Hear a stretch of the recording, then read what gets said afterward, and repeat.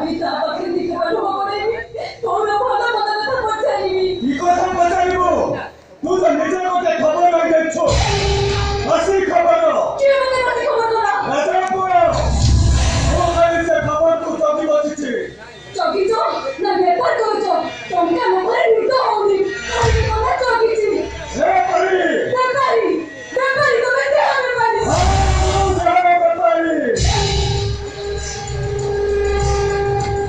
দোকান করেছে ঘরে বসাইছে গ্রহ বাজার যদি রাতি এলে ভিড় কমে যেতে ভিড় সেতে ইনকম টঙ্কা গড়ি গড়ি সকাল হয়ে যায় পুনে আর গোটে রাতি অপেক্ষা তুমি সিনা আর গোটে রাতি কি অপেক্ষা করো এলি ମୋ ଭଳି ପରିବାରେ ମରଣକୁ ଅପେକ୍ଷା କରନ୍ତି ମରଣ ଆସିଲେ ମତେ ପଚାରିକି ଆସିବ ଆଉ ଯଦି ଭୁଲରେ ଚାଲି ଆସେ ଏ କାଳିଦାସ ପାଖରେ କବାଟେ ଛିଡ଼ା ହବ ମରଣ ମୋ ଦୋକାନ ମୁହଁରୁ ଆସି ଫେରିଯିବ ଆଉ ମୁଁ ତାକୁ ଛାଡ଼ିଦେବି ରଙ୍ଗ ଛାଡ଼ିଯିବ ସେଠିରେ ସେ ଆସିବ ନ ଆସିଲେ କିଛି କଥା ନାହିଁ ଆଉ ଯଦି ଭୁଲରେ ଆସେ ମୁଁ ତାକୁ ଧରି ଚକଟି ମାରିଦେବି ମୁଁ ଜାଣିଛି ରଙ୍ଗ ଛାଡ଼ିଗଲେ ମୋତେ ମରିବାକୁ ହବ ଏବେ ତ ରଙ୍ଗ ଅଛି ଏ ଦେହରେ ସେ ରଙ୍ଗ ନଥିଲା ତା ବିଷୟରେ ଜାଣିପାରିବିନି ମୁଁ ମୋ ଭାଇ ସହ ଜୀବନ କଥା ହେଇପାରିବିନି କେତେ ସମ୍ପର୍କ କରୁଛୁରେ ମୋ ପରିଚୟରେ ତୁ ତା ପାଖକୁ ଯିବୁ ତୁ ତ ବଦଲା ମସ୍ତିରେ ନାଁ ଲେଖି ସାରିଛୁ ତା ସାମ୍ନାକୁ ଯିବାକୁ ତୋତେ ଲାଜ ଲାଗିବନି ପୁଣି ସେଇ କଥା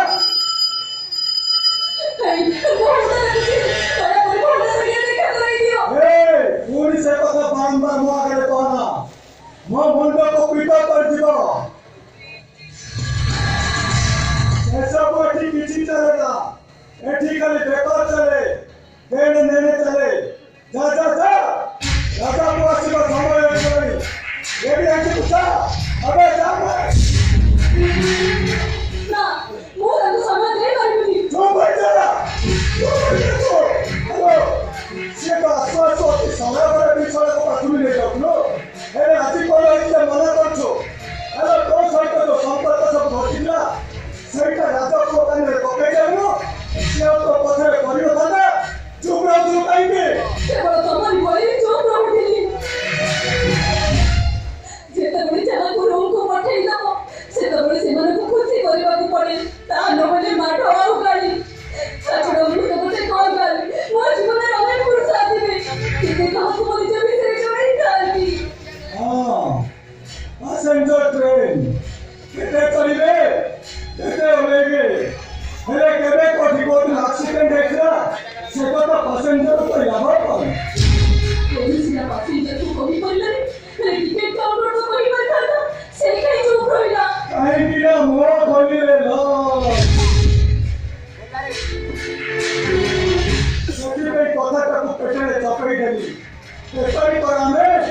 ଆମର ଖାଲି ବେପାରରେ ମାତ୍ର ରାଜା ଏଠି ଆସିବୁ ଯା ରାଜାକୁ ଆସିବା ସମୟ ହେଇଗଲାଣି କହିବି ତ ତାକୁ ସମୟ ଦେଇପାରିବି କ'ଣ ପାଇଁ ତ ମୋତେ ବାଧ୍ୟ କରୁଛ ବାବା ଯାହା ମୁଁ ତତେ ମାରିଦେବି ତମେ ମୋତେ ମାର ମାର ଯାହା ଇଚ୍ଛା ସେଇଆ କର ହେଲେ ମୁଁ ତାକୁ ସମୟ ଦେଇପାରିବିନି ତମେ ଯଦି ମୋ କଥା ରଖିପାରୁନ କ'ଣ ପାଇଁ ତମ କଥା ରଖିବି ଆରାମ ସେ ତୁ ମୋ ଘରେ ଜବାବ ଦେଉଛୁ ତୁ ମୋ ଘରେ ଜବାବ ଦେଉଛୁ